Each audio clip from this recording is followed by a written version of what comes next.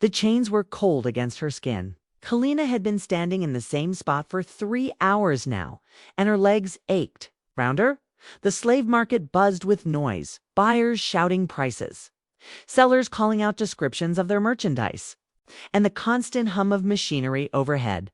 She tried not to think about what would happen next. In her experience, nothing good ever came from being sold. Location, Slave Market District, ZAR 3, South African Rands 3, never slept.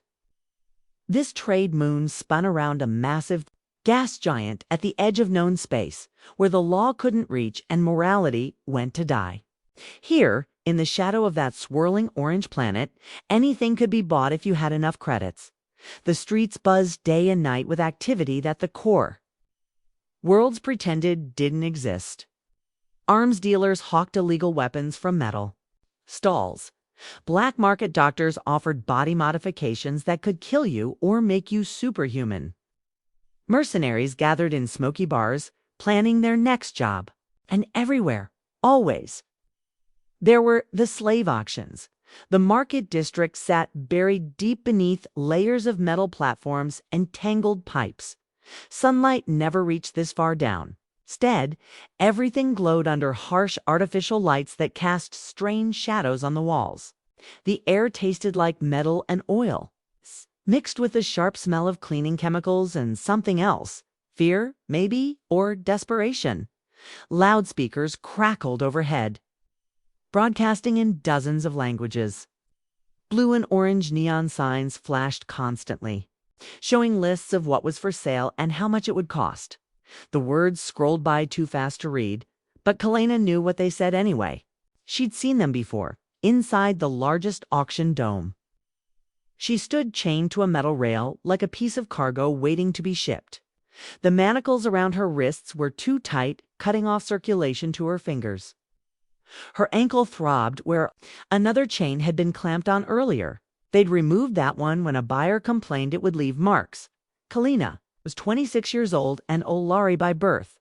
Her people came from Thesa Prime, a beautiful world of crystal cities that reached toward the clouds. She had been a dancer there, performing in the great halls where nobles came to watch art and beauty. Her life had been full of music and movement and joy. That was before the war, before the conquest, before everything changed. The Olari had no fleet to speak of. When the enemy ships appeared in their sky, the government surrendered within days rather than watch their cities burn. Smart choice, maybe, but it meant that people like Kalina became property overnight. Some of her people were shipped off as workers. Others became currency in trade deals. The lucky ones died quickly. Kalina had survived because she was beautiful and trained. Buyers paid more for slaves who knew how to move gracefully, who wouldn't scream or fight or break down crying in front of guests. Her current owner had dressed her in thin, gauzy silks that covered almost nothing. The fabric was meant to show off her body, not hide it. Her skin was violet-toned, smooth, and slightly reflective under the harsh lights. Intricate tattoos traced the curves of her hips and ribs, traditional Olari. Markings that pulsed with soft bioluminescence when she was stressed or afraid. She'd learned to control the glow somewhat, keeping it dim through meditation and breathing exercises. But it still flared up when someone stared too long or when the fear got too strong. Right now, the tattoos flickered like dying stars. Her arms ached from being held in the same position for hours. The chain connecting her wrists to the rail didn't give her much room to move. One ankle was still sore from where the circulation had been cut off earlier. She hadn't eaten since yesterday. Food was expensive, and sellers didn't waste money on merchandise that would be gone soon anyway. She'd learned not to ask questions. That was a quick way to get slapped or worse. So she stood silent and waited like she'd been taught. The sound of credits changing hands reached her before she saw the buyer. Heavy metal coins clinked together in someone's pouch, a lot of them from the sound of it.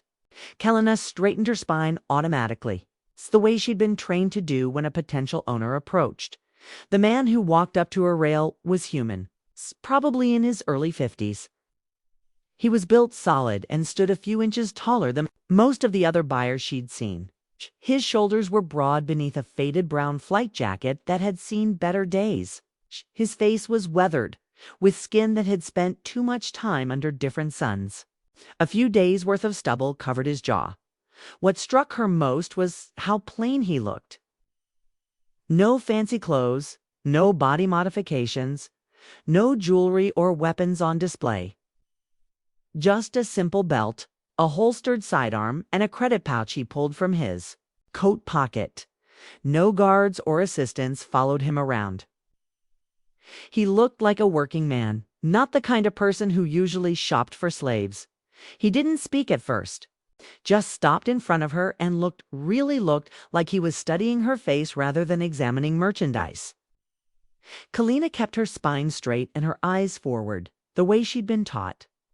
She watched his eyes carefully, the way she'd learned to read buyers. Most men's eyes traveled when they looked at her. They lingered on her chest, her legs, the curve of her hips where the silk clung to her skin. They smirked or licked their lips or made crude comments to their friends. This man did none of that. His gaze stayed on her face, quiet and unreadable. "Want a closer look?" the seller asked, leaning in with the practiced smile of someone who made his living selling people. She's prime stock, full Alari bloodline, trained performer, very responsive, very flexible. "And clean," he added, spitting out the last word like it was something precious.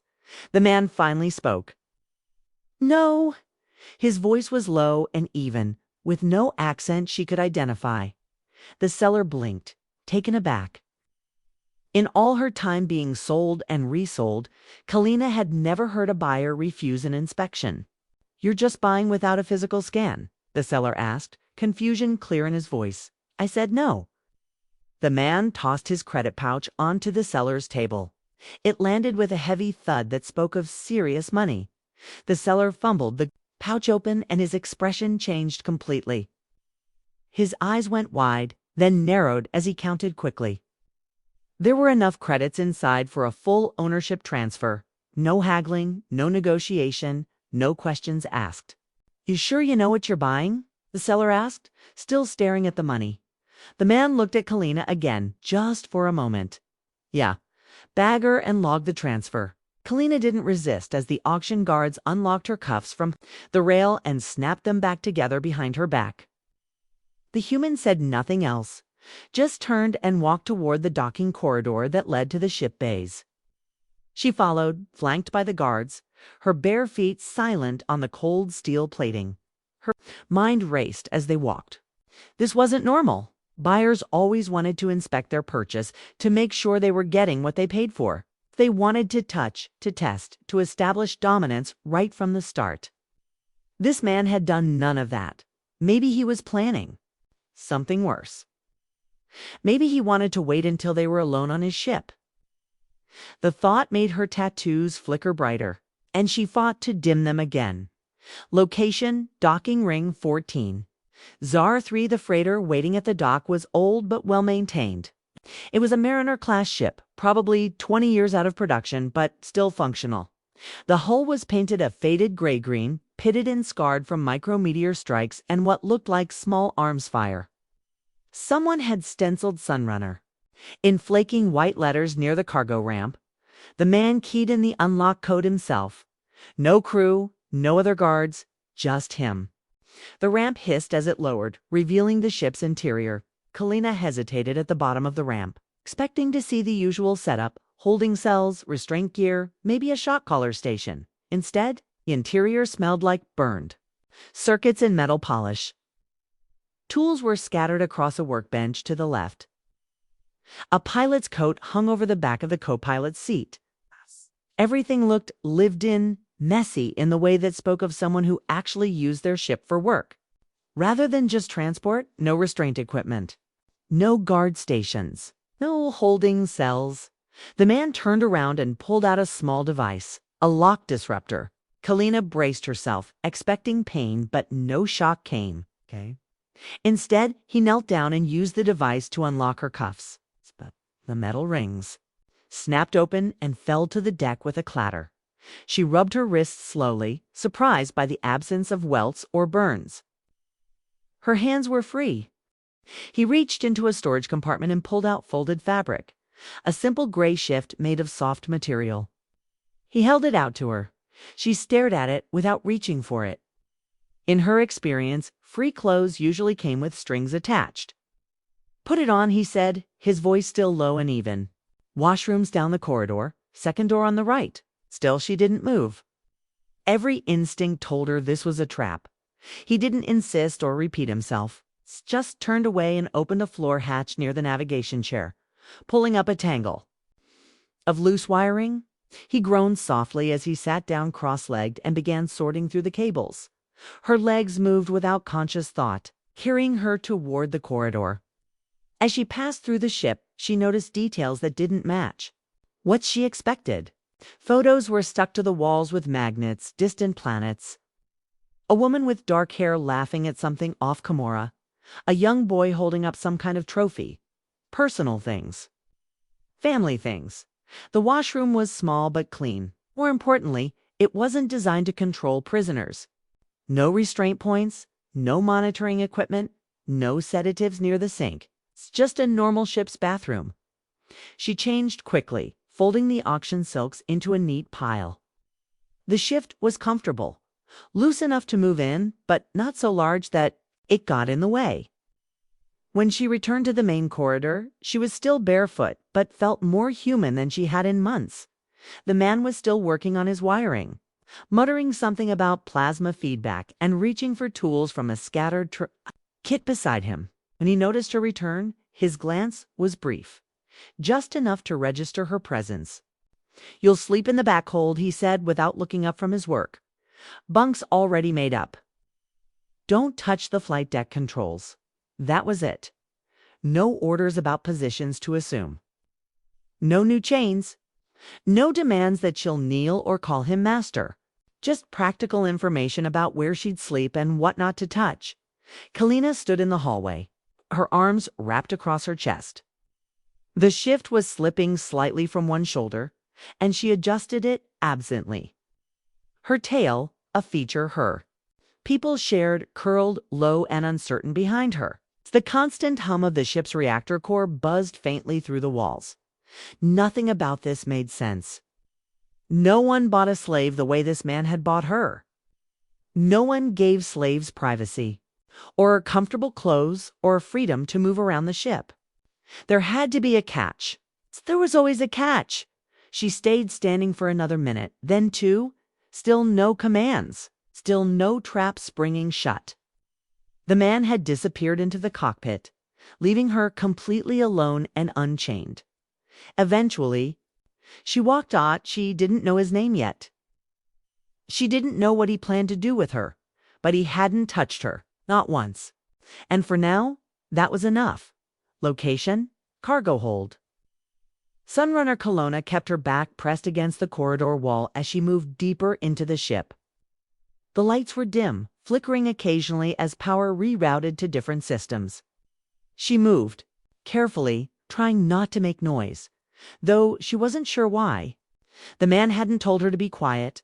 Her tail stayed pressed tight against her leg. The fine tip twitching whenever the floor vibrated under the thrum of the old engines.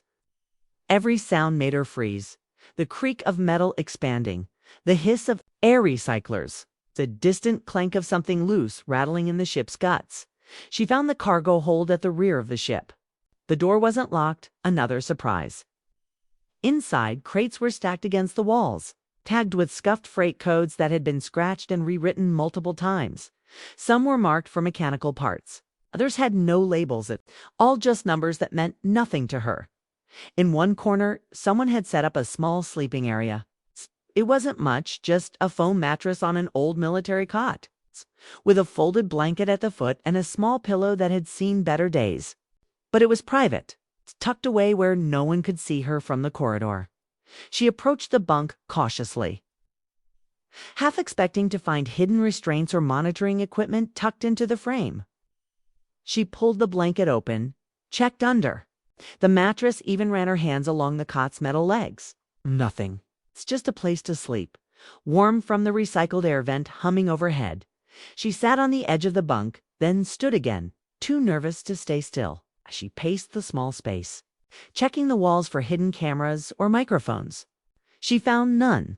She tapped the side of one of the larger crates, wondering if it might slide open to reveal some hidden compartment full of chains or shock prods or medical equipment.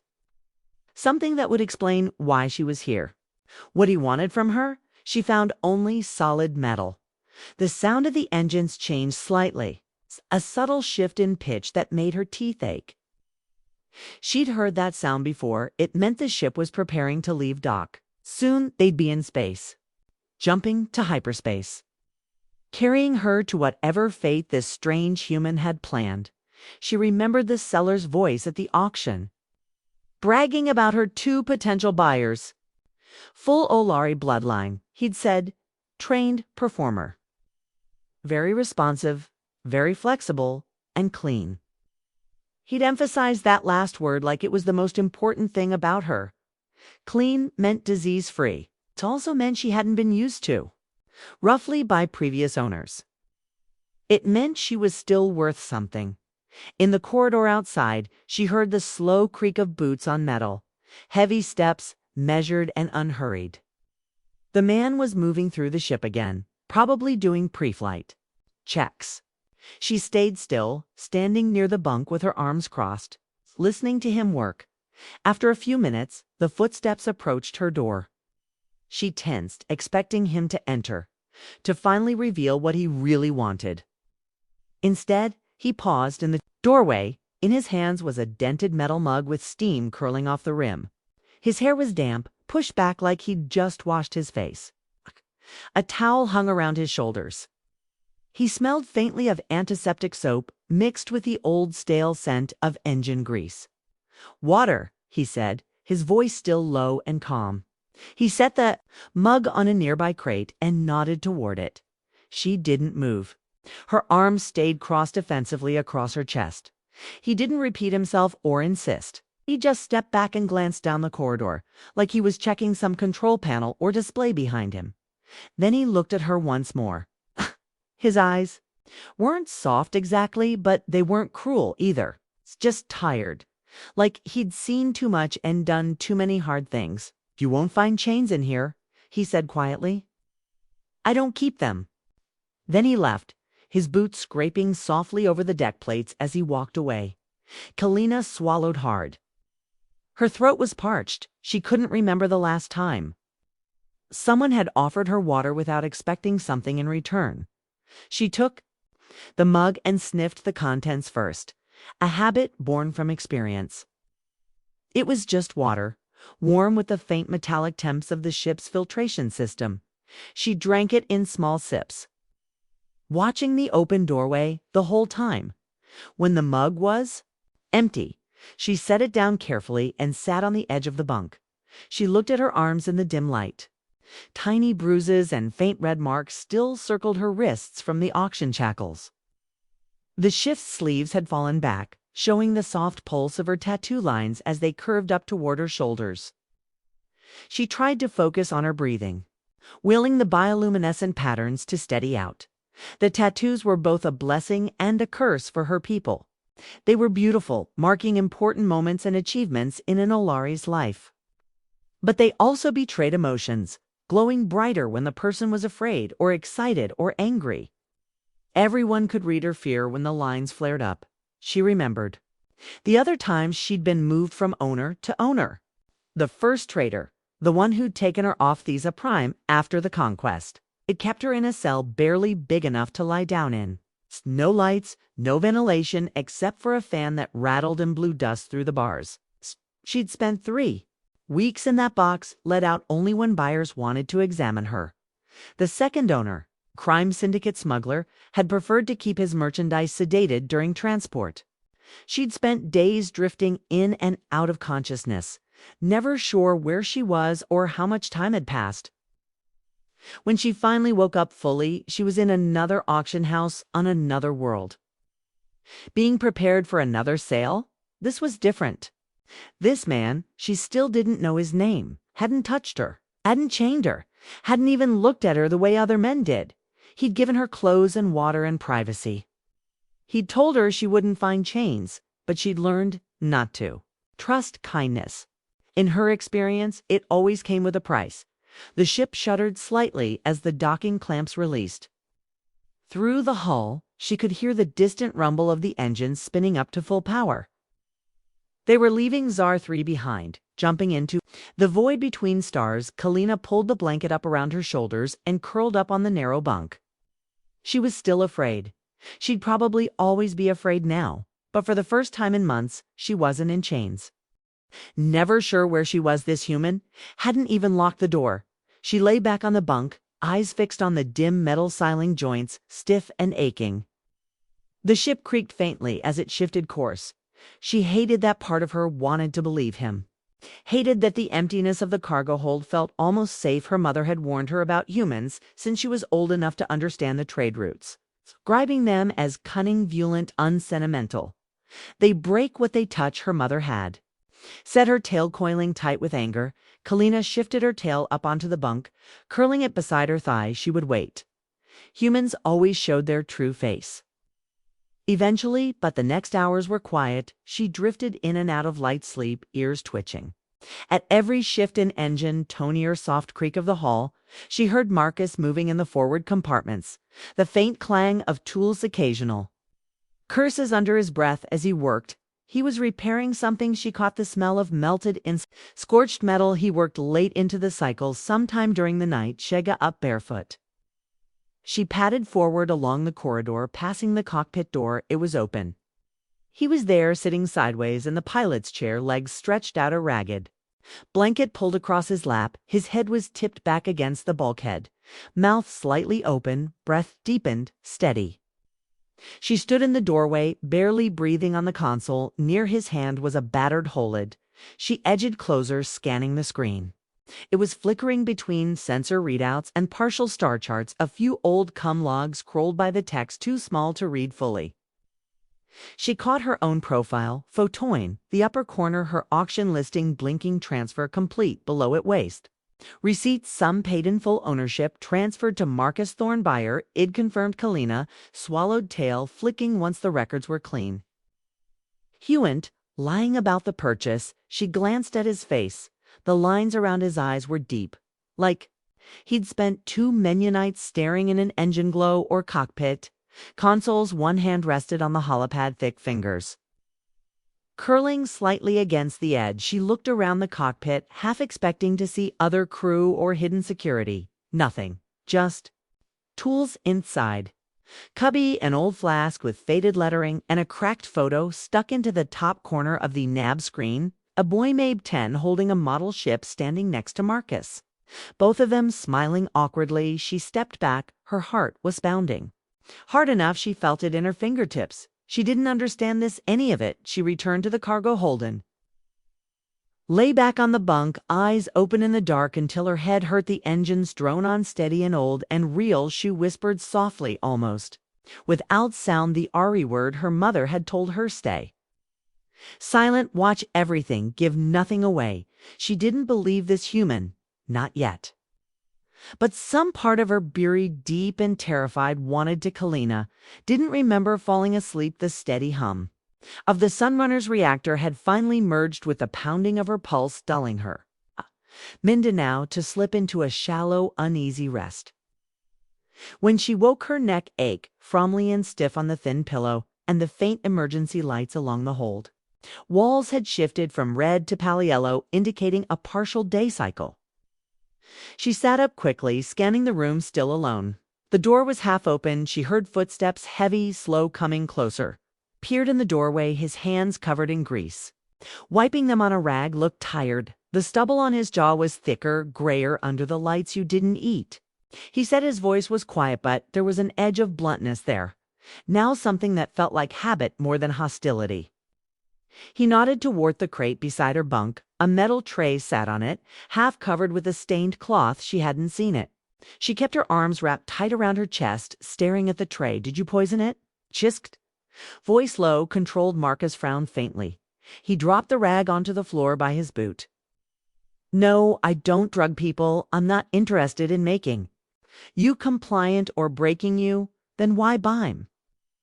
The question slipped out fast, sharp, before she could stop herself. Her tail flicked against the blanket tattoos along her ribs, pulsing faintly blue. Marcus let out a rough breath, stepping farther into the room. He leaned against the wall, arms crossed over his chest. Smelled faintly of sweat and old machine oil because I didn't want to leave you there. Because I've seen what happens to slaves on Zar 3, especially ones like you, ones like me. She repeated flatly, pretty ones. He said the word, plain, almost tired ones. They think they can break. Dance for them, beg for them, bleed for them. They never stop. He rubbed the side of his neck, the motion awkward, like the words tasted bitter in his mouth. I've done enough damage in my life. Hest, quietly, I'm not interested in hurting anyone else. Kalena narrowed her eyes, studying his face, looking forth shift. When a soft voice would snap, when a hand would come up fast, when a threat would curl, and under the surface of a gentle tone, that was how it worked with the last one, the smuggler who'd zited her before shipment. The soft words came first. The bruises followed, but Marcus only looked tired. She spoke carefully, tasting every word. You think if you save me, it redeems something. You've done, he huffed a rough sound, almost a laugh. No, I don't think anything redeems what I've done. He looked away toward the open door. For a beat, the hum off, the ship filled the silence, the hull creaking faintly as they shifted out of port orbit. Into deeper space. I didn't buy you to own you, Marcus said, voice steady again. I bought you to get Yao out of there. I don't want anything from you. You can stay here until we hit the next safe station. After that, you go where you want, or stay. Up to you. She blinked slowly. That made even less senseth on everything else, and why would you risk the credits? He glanced back at her, his eyes lined with fatigue. 'Cause the credits come and go. People don't. He pushed off the wall, stepping back toward the door. Eat something, you'll need strength. She looked at the tray again. Simple food, protein, paste of furry hydrated grain. Sticks, nothing fancy, but nothing obviously drugged her stomach. Twisted, she hated that she was hungry. As he started to leave, she heard herself whisper, "What are you running from?" Marcus froze in the doorway. He didn't look at her, just rested his hand and the metal frame his shoulders stiff wore. He said finally, "Bad decisions myself." Then he stepped out into the corridor, boots thudding softly against the plating. She sat there staring at Thievewood, mind spinning. He hadn't answered the question fully. What had he done in the war? What was he guilty of? Why was he alone on this ship, old freighter, stripped of any crew? It's just him and the clutter of tools, old photos, and a bunk. Half covered with repair manuals, she ate slowly, tasting every bite, forcing hers to chew and swallow, even as her gut trembled with distrust. The food didn't make her dizzy. Her head stayed clear. After she finished, she stood and padded into the corridors. She found Marcus in the engine compartment, crouched over an exposed plasma conduit, soldering something with a handheld torch. He didn't look up when she entered. "Ship smells like burning wires," she said. "Yeah." He muttered, based the stabilizer coils, cracked, picked up a replacement on Tsar. "But the bastard sold me a near-dead unit. Try and tow. Patch it for another jump or two before it burns out completely." "Where are we going?" He wiped sweat from his brow with the back of his wrist. "Kester Station, 2 days out. Old mining hub, big enough for you to disappear if you want to." She swallowed, standing near the doorway. The heat from the torch made sweet bead at her temples. "You could have just left me in the market," she said. "You didn't need to do this." Marcus set the torch aside, shaking his hand as if it cramped. He looked up at her, finally. HFYWar, bloodshot, ringed with dark circles. "Yeah," he said. "Could have." Neither of them spoke for a while. The hum of the plasma conduit filled the space. Then he grunted, pushing himself up to stand. He stepped past her close enough. She felt the brush of his sleeve against her bare arm. He smelled like smoke and metal and old sweat. She flinched, expecting a grab. It never came. "You can stay here," he said, voice low, "or look around the ship. Just don't touch the cockpit and AV. And don't open smuggler compartments. I keep all munitions there, and I don't want you blowing us up." She stared after him. Ash walked away, disappearing around the corner toward the cockpit.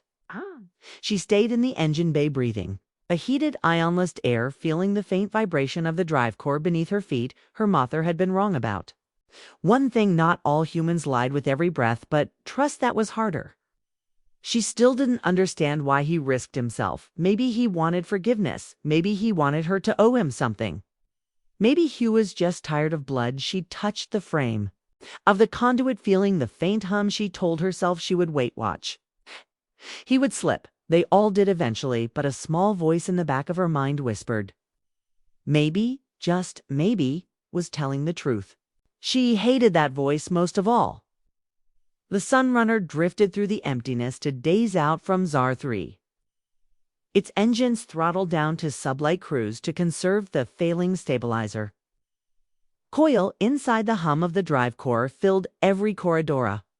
Low vibration that rattled loose panels and sent an uneasy thrum through Kalina's bones whenever she touched the walls. She spent most of the hours pacing the corridors, checking every panel, every storage cubby, every corner of the cargo hold. She found no hidden chains, no sedative kits, no evidence of a trap. Marcus slept in the cockpit, sometimes with the pilot's chair reclined, sometimes slumped against the bulkhead with his knees up. His snoring was rough-hand, uneven, punctuated by small coughs that made her tail flick nervously. Whenever she heard them, she learned his pattern quickly. He drank water, chewed dry rations, worked in the engine compartment, slept maybe 4 or 5 hours at a time, started over. He checked the long-range scanners every hour, eyes squinting at the old display, sometimes muttering curses under his breath. On the third DS, she crouched in the main corridor, tightening the frayed seam of her shift with careful, quick stitches. The ship jolted so hard she fell sideways against the bulkhead. A red light pulsed overhead. Shit. She heard Marcus growl from the cockpit, then his boots pounded on the deck. He appeared, face pale, jaw tight. Get up, cargo hold, smuggler compartment, hide. She scrambled to her feet, tail whipping. Bend her. What is it, pirates? He snapped, grabbing her arm, not roughly but fast, urgent. He pulled her into the cargo bay and keyed open a hidden panel on the floor. A dark, shallow compartment, gaped open, lined with old crates and foam padding. Get in, stay quiet, don't come out until I say. Kalina hesitated, staring at him, breathing hard. Her tattoos flared bright blue against her skin, reacting to the spike of fear that made her chest ache. Now, Marcus hissed. She slid in. Thepinal hissed, shut over her head, plunging her into darkness. The compartment smelled of dust, old machine oil, and stale air. She could feel the ship shift here. The low whine of thrusters adjusting attitude above muffled through the metal plating. She heard Marcus moving fast, the low buzz of an incoming comm signal crackling through the cockpit speakers. She tried to slow her breathing to keep the glow of her tattoos dim. Her tail curled tight around her thigh tip, digging in her calf to keep still. Transponder ping independent. Freighter, Sunra. Marcus' voice, low, tense, leaking through a seam in the panel. Cargo manifests clean. We've got a cracked stabilizer. I can't outrun you, but I'm not threat. A rough, static-filled voice answered, filtered through the comm. Prepare for boarding. Sun nor power down drives, or we open fire. Don't stall. Kalina felt cold sweat trickle down her spine. She knew what boarding meant. Pirates didn't care about protocols or legalities, especially on the outer fringe. They took what they wanted. Kilidwoo. They didn't need. She dug her fingers into the seam of the hatch, holding it closed, even though she knew it was magnet locked. Part of her wanted to push it open to bolt for the emergency hatch she'd seen near engineering. Another part knew it would be suicide. She heard the ship's engines throttle down, the soft tone dying to a low idle. Marcus swore again under his breath. Boots thudded on hull above her. Magnetic clamps from the pirate boarding shuttle locking on. She could almost hear them moving through the outer corridors, weapons ready. She closed her eyes, heart pounding so hard it echoed in her skull. The cargo bay door hissed open, cargo hold clear. A voice barked, muffled but close. Where's the girl? Another asked, rough laughter render. The words Marcus answered, voice low, tense. No girl here. Manifest says scrap salvage, only take what you want, just don't shoot holes in my hull. I don't have the credits to patch them shut up. One snap, there was a brief pause, the sound of crates being shoved aside. Boxes clattering, metal boots clanged across the deck, drawing closer to her hiding place. Any hidden compartments? No, Marcus, said Kella's breath caught silence then. The pirate's footsteps moved away again, fading toward cockpit. She heard one of them laughing, old fools, ship's a damn wreck, hardly worth fuel. Another voice. Captain wants the NAV chip, old man. Unlock it now. Marcus's voice, rough, defiant. That chips. Bonded to this ship's drive. You try to pull it, you'll fry half the NAV suite and won't get. Underscore a dull smack, Summiana hitting him. Kelena flinched at the sound, tail jerking tight against her leg. She heard the edge in Marcus's voice, the ragged rasp of old injuries resurfacing and the way he breathed, but he didn't cry out again. Then sudden silence. She waited, every muscle tight, feeling the metal floor vibrate faintly under her cheek. Finally, the thump of boots retreating, the hiss of the cargo bay door ceiling ganned, a faint metallic clang as the pirate shuttle decoupled from the hull. A minute later, the panel above her slid open. Marcus stood over her, one hand prosecco, his lip, blood trickling from the corner of his mouth. His other hand shook slightly as he keyed off the hatch. They're gone. He rasped, come out. Slowly she scrambled out, grabbing his wrist, helping him as he swayed on his feet. She guided him to a crate, made him sit. They hit you, she whispered, Hellet out a faint, humorless laugh. Better me than you. She stared at him, chest heaving. Why did you do that? Why didn't you give me up? He wiped his mouth with the back of his hand, smearing blood across his stubble. Because I'm not that kind of man. She didn't move. The glow of her tattoos faded, pulsing soft lavender. Now confused, unsteady, she whispered, barely audible, you could have waited yet. He said, voice flat, I've come close before. It's for the first time. It's not as the old scars across his knuckles, the pale burn marks on his forearms, the way he favored his left side when he shifted. Someday you will. Ah, she said, voice raw. He looked up at her, meeting her eyes with a steady, exhausted stare. Maybe, but not today. She pressed her lips together, tail flicking once behind her. Then slowly she reached out and touched the side of his face where the bruise was forming along his jaw, flinched, but didn't pull away. Neither of them spoke. Outside, the ship's hull rattled faintly as they resumed low speed. Crews inside, everything was keyed, the weight of the near capture settling over them like heavy dust. Shut and trust him, but the line between fear and something else, reluctant gratitude, or maybe the first fragilient of belief, blurred slightly, and for now that was enough to keep her from running. Marcus slept hard after the pirates left, sprawled across the old coteen, the cockpit with a cloth pressed to his split lip. He hadn't bothered to clean the blood from his stubble. His breath rasped unevenly as the bruises along his jaw darkened and swelled. Kalina didn't leave him alone. She sat across from him on a crate, knees drawn too, her chest tail curled tight against their thigh. She watched every shift of his chest, every faint hitch in his breath. The glow of her tattoos dimmed as her pulse slowed, but they still flickered faintly in the shadows. She didn't understand him, no human. She'd bled for someone else without demanding something in return. And yet here he was, letting his guard down, unconscious and vulnerable, trusted her not to pick up the wrench by the bulkhead and cave his skull in while he slept. When he finally stirred, grunting low with pain, she was ready. She dipped a rag in a small tin of clean water, leaned over and pressed it gently to his lip. He flinched, blinking, wake hand coming up fast toward her wrist. Then he stopped himself, letting the hand drop again.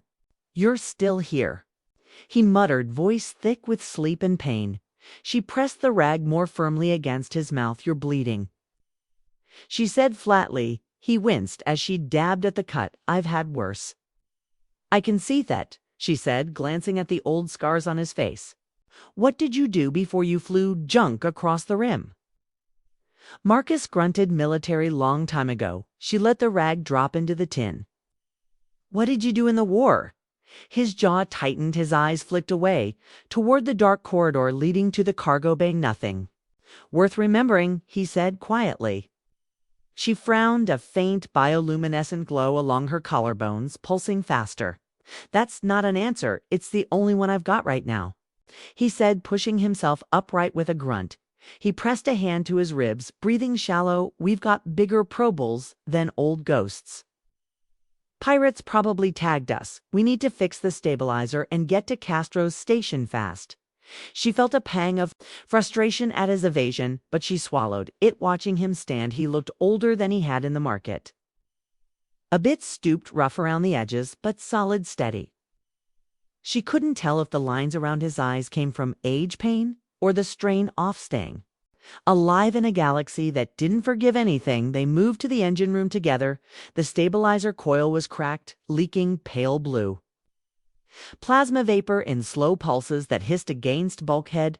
Marcus crouched, fingers quick despite the bruises. Along his jaw, routing the flow with a battered plasma clamp and a stripped length of cable, Kalina hovered nearby, eyes scanning the readout on the diagnostic screen. He propped up on a crate, numbers flickered red-yellow, then stabilized in blue wheel. Hold. She asked, long enough to get us to port. Marcus say, tightening the last clamp with a grunt. If the coil overheats, though, we'll lose off our thrusters. She watched the sweat drip down his neck, pooling in the hollow of his collarbone. She didn't move closer, but she felt something shift in her chest, an old instinct she couldn't quite push down. They could have taken me, she whispered, voice soft.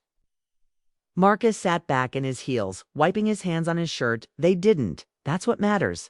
They could come back, then we'll be ready, he said, looking up at her, his eyes were bloodshot but steady. If you want to bolt to Castro, I won't stop you. You owe men a thing. She stared at him, searching for the trap in his voice, the hidden hook behind the offer. But there was none, just bland, tired honesty. She turned her head away, tail flicking sharply behind Harium. Not your problem, she muttered. No, he agreed, you're not. Silence stretched a bet. Weenem, punctuated by the faint hum of the patch drive, then carefully. She stepped closer, close enough she could smell the heat rising off his skin, the faint tang of metal and sweat. She reached out and brushed her fingers lightly along his cheek where the bruise was darkest. He didn't flinch this time. Don't die, she whispered. His lips twitched, almost a smile, though it faded as quickly as it appeared idolatry not to. He said, voice low. She pulled her hand back fast, like it burned her. The glow along her tattoos pulsed bright pink for a moment, then faded. Marcus stood with a soft groan, tossing the rag into the crate. I'm going to check the forward sensors, he said, voice even. Get some rest. I'll wake you if anything changes.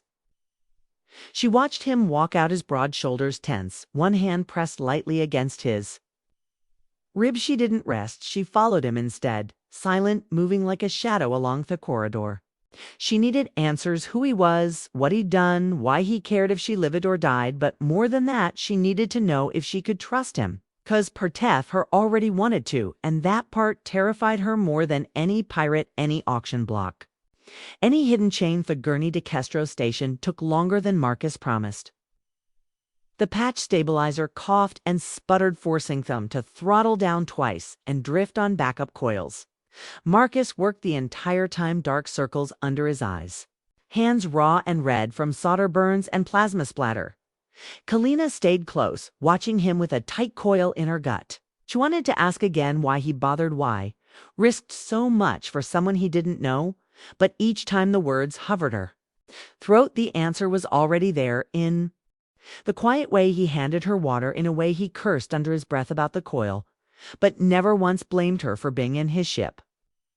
When Kestros finally appeared through the cockpit glass, it wasn't much to look at, a ring station built into the hollowed husk of an old mining colony, lights flickering weakly across its outer rim. Docking traffic moved in slow, cautious lines. Small freighters and/or haulers rotating in low orbit. Marcus cut the engines to half-thrust, fingers dancing over the paging. Over the crack control panel, he keyed into port comms. His voice was steady. Kester's control. This is Sunrunner. Questing emergency berth stabilizer. Crack need dock and power umbilical. We're leaking plasma residue. The station control answered with a tired, garbled draw. Sunrunner dock and ring 7 customs officer will inspect on arrival. Don't try to hide anything. We'll find you double if we find smuggled ordnance. Marcus shot a small look at Kalina. Stay close, stay quiet, she nodded. Her tail twitched, glowing. Faint blue where it wrapped her leg, the Sunrunner rattled as docking clamps latched onto the whole magnetic locks, engaging with a dull metallic clunk. Fearlock hissed open, stale station air, rushing in, tinged with ozone and coolant fumes to station. Guards weighted rifles slung low, eyeing the battered ship with mild suspicion. A third figure, a thin woman in a black port officer uniform, stepped forward, datapad in hand. Her eyes scanned the interior behind. Marcus lingering on Kalina where she stood. In the shadows manifest, the officer snapped, extending her hand. Marcus handed over a small chip, jaw tight, while the officer scrolled through the data. One of the guards smirked at Kalina, eyes flicking across the faint lines of her tattoo wear. They glimmered under the ship's lights. Pretty cargo. He muttered, Marcus's voice cut through the space rough. Immediate. She's not cargo. The guard's smirk faded the officer Razadone eyebrow, but didn't comment. You're clear for 48 hours, Doc. She said repairs only. You leave after that, where you pay the overtime fees, understand? Marcus grunted acknowledgement. The officer and guards turned, boots echoing in the docking tube as they walked backward. The checkpoint. Marcus let out a slow breath, glancing at Kalina. We've got 2 days. Station's rough. Stay close to me. If you leave the ship, plenty of people here would sell you for parts and not blink twice. She bristled at that tail lashing. I can take care of meself. She snapped. He gave a tired grunt, eyes softening for a heartbeat. Ick, no you can. That's not the point. They spent the first hours off floating scrap crates, hauling them to a junk dealer. On Thring's lower deck, Marcus negotiated with slow, methodical patience. I shelf-lidded voice, quiet. Kella noticed the way he didn't posture, didn't bluff it in, try to intimidate. He just laid out the price, held his ground, and waited. The dealer, a squat, thick-armed human with dark grease under his fingernails, grumbled but paid Marcus's pocketed 3 credits and left without looking back. Why didn't you take more? Kalina asked as they stepped into the ring's narrow central walkway, the overhead pipes dripping stale condensation onto their shoulders. Because pushing too hard gets you a knife in the ribs on this station? Marcus muttered. They returned to the Sunrunner with parts for the stabilizer coil. Marcus knelt in the engine bay, sleeves rolled back, sweat dripping from his hair as he worked the new unit into place. Kalina stayed in the doorway, arms folded. Why do you fix this old piece of shit? She asked, voice low. He grunted, tightening a bolt with a hydro spanner. 'Cause it keeps flying. That's all any of us can do out here. He didn't look at her, but his hand paused on the bolt, fingers shaking slightly. Before she could press the question, a sharp clang rattled the ship. The hull shuddered. Marcus cursed, dropping the spanner. Stay here, he growled, stepping past her toward the main corridor. She ignored him, following close behind. At the airlock, 3 men stood, station muscle, wearing mismatched arm plates and carrying pulse rifles at their hips. Their leader, a tall man with pale scars across his scalp, grinned.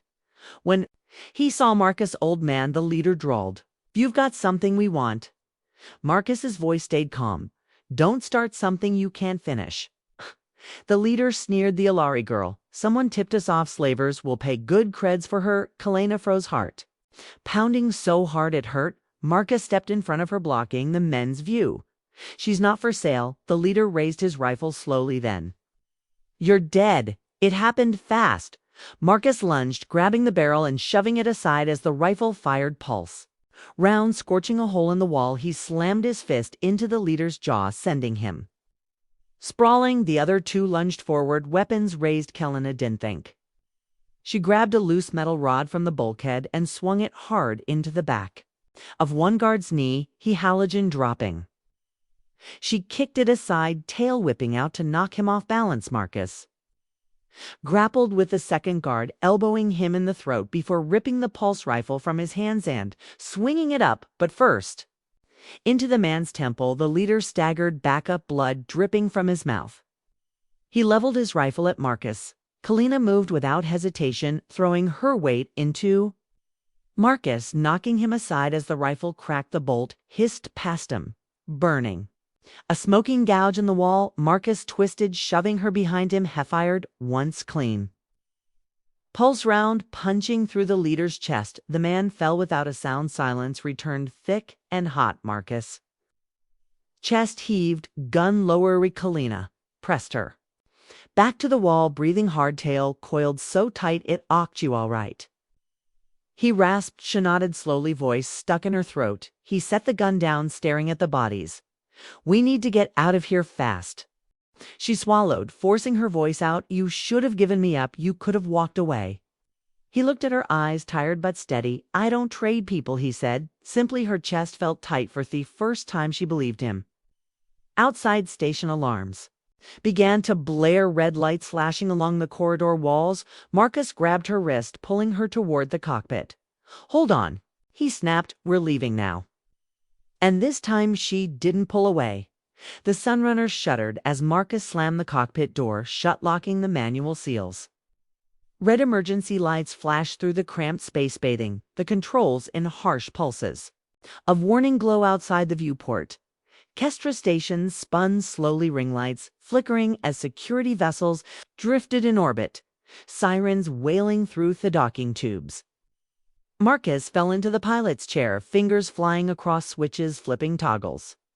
Muttering under his breath, come on, power cycle, give me thrusters. The engine sputtered, coughed once, then roared to life. The vibration rattled the bulkhead so hard Kalina felt it in her teeth. She clutched the back of Marcus's chair, her tail whipping against her leg. They'll shoot us down, she said, voice tight. Marcus didn't look back. I know how. Punched the throttle. The ship lurched away from the dock, scraping the edge of the docking clamp with a shriek off tearing metal. Sparks flew past the viewport, streaking against the hull security. Ships are moving, Kalina hissed, eyes fixed on the blinking lights of the patrol craft that shifted in orbit. I see them, Marcus growled, jaw clenched so tight the bruise on his cheek. Pulse dark and ugly on the cum channel. Static burst, then a clipped, furious voice snapped. Sunrunner, stand down immediately or we will open fire. Marcus flipped Thecum off with a quick jab of his thumb. Not today, he muttered. He banked hard, throwing Kalina against the side console. She grabbed a support bar, teeth bared, pounding so fast it blurred the edges of her vision. The first pulse shot Strethy cockpit in bright blue. Another scorched across the hull, making the ship lurched sideways. Marcus kept his grip steady on the controls, sweat dripping from his hair. Teeth gritted. I'm going to burn the coil out doing this, he rasped. Just get us out, she snapped, voice raw. Another round of pulse fire, this one slamming into the aft, plating the console, sparked. Marcus score smacking. Stabilizer control panel hard. With the flat of his hand hold together, you bastard, the drive core howled under strain. But the ship kept moving, thrusters blazing bright through the thin, scattered debris. Field ringing screws. Kalina braced herself, the glow of her tattoos strobing. Bright violet in the confined cockpit, the security ships fell behind, unable to match the sudden surge of thrust. Marcus grunted in pain as he pulled the yoke, forcing the Sunrunner into a steep dive below the orbital plane. Jump coordinates ready, he hissed, flicking the NAV screen with shaking fingers, locking in. The screen flashed green. Do it, Kalina screamed. Marcus slammed the jump key. The star stretched into a thin white lines. The ship rattled so hard the walls moaned, and the blackness swallowed them whole. Silence. The hum of the drive smoothed it out into steady vibration. Marcus sagged in the chair, one hand pressed to his side where the earlier fight Hadrio Panda cut. Kalina stumbled, catching herself on the console. She stared at him, chest heaving. You're hurt, she said, yet he breathed. So are you. She looked down, saw blood trickling along her forearm from a scrape she hadn't even felt. Her tail lashed behind her, the glow of her tattoos slowly fading. Neither of them spoke. For a long moment, finally Marcus let out a hoarse laugh that cracked in the middle. We're clear. Hesed, we're alive. You didn't have to protect me, she whispered, voice shaking. His eyes lifted to hers, raw and unguarded.